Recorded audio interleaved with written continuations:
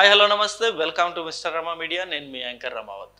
అదేంటో కానీ చంద్రబాబు నాయుడు గారి అదృష్టమో లేకపోతే ఆయన మీద నమ్మకమో కానీ చంద్రబాబు నాయుడు గారు అధికారంలోకి వస్తే మాత్రం ఖచ్చితంగా కంపెనీస్ అన్నీ ఆయన చుట్టూనే తిరుగుతాయి. అందుకే ఆయన్ని సిఈఓ ఆఫ్ ఆంధ్రప్రదేశ్ అని కూడా అంటారు. సో గతంలో మనం చూసాం హైదరాబాద్ స్టార్టింగ్లో హైదరాబాద్ని హైటెక్ సిటీ స్థాపించినప్పుడు ఎన్ని కంపెనీలు హైదరాబాద్ చుట్టూరా వచ్చాయో మనం అందరూ చూసాం.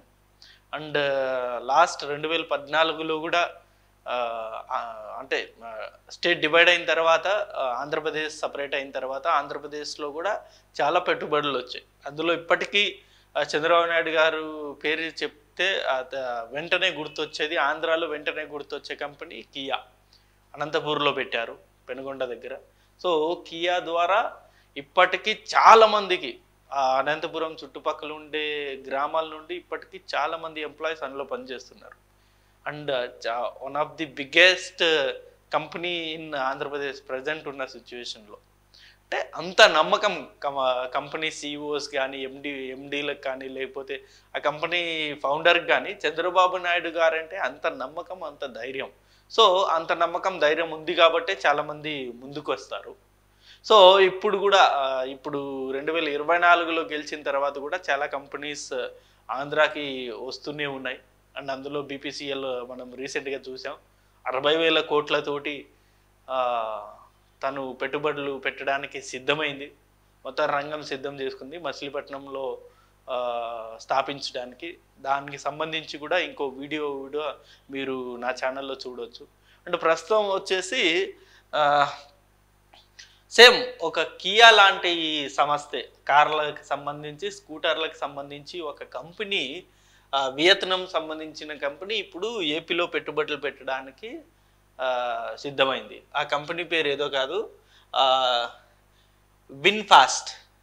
విన్ఫాస్ట్ అనే ఒక కంపెనీ ప్రస్తుతం ఇప్పుడు ఆంధ్రప్రదేశ్లో పెట్టుబడులు పెట్టడానికి సిద్ధమైంది. ఈ విన్ఫాస్ట్ అనే కంపెనీ సేమ్ కియా మాదిరే ఉంటుంది. సేమ్ కార్ల మ్యానుఫ్యాక్చర్ అండ్ స్కూటర్ మ్యానుఫ్యాక్చర్ రంగంలోనే ఉంది. ప్రస్తుతం ఇది వచ్చేసి ఇప్పుడు పెట్టుబడులు పెట్టడానికి చాలా సిద్ధంగా ఉంది. అసలు ఏంటి ఈ విన్ఫాస్ట్ కంపెనీ నిజంగానే ఉందా లేకపోతే ఫేకా అనేది ఒకసారి మనం చూస్తే, ఈ విన్ఫాస్ట్ కంపెనీ ఏందని ఒకసారి మనం చూసుకున్నట్టయితే విన్ఫాస్ట్ ఆటో లిమిటెడ్ కంపెనీ ఇది వచ్చేసి వియత్నాంలో ఉంటుంది. అండ్ దీని ఫౌండర్ ఇది వచ్చేసి 2017లో స్థాపించిన కంపెనీ. ఇది 7 years ago స్థాపించారు. ఫౌండర్ వచ్చేసి పహం నహట్ వాంగట, వాళ్ళ పేర్లు ఏదో వెరైటీగా ఉంటాయి. ఓకే, అది అతను స్థాపించారు. ఇది ఏరియా సర్వర్డ్ వచ్చేసి వరల్డ్ వైడ్, ప్రపంచవ్యాప్తంగా ఈ కంపెనీ ఉంది. అండ్ వచ్చేసి రెవెన్యూ కూడా మనం చూసుకోవచ్చు. ఈ కంపెనీకి వచ్చేసి $436.5 million రెవెన్యూ ఉంది ఈ కంపెనీకి వచ్చేసి. అండ్ ఈ కంపెనీ నెట్ ఇన్కమ్ వచ్చేసి $2.366 billion అనేది నెట్ ఇన్కమ్ ఉంది ఈ కంపెనీకి. అండ్ టోటల్ అసెట్స్ అంటే ఈ కంపెనీకి సంబంధించిన ఆస్తులు మొత్తం వచ్చేసి $5.487 billion ఉందన్నమాట. Billion American dollars, US dollars ఉంది ఈ కంపెనీ సంబంధించిన ఆస్తులు.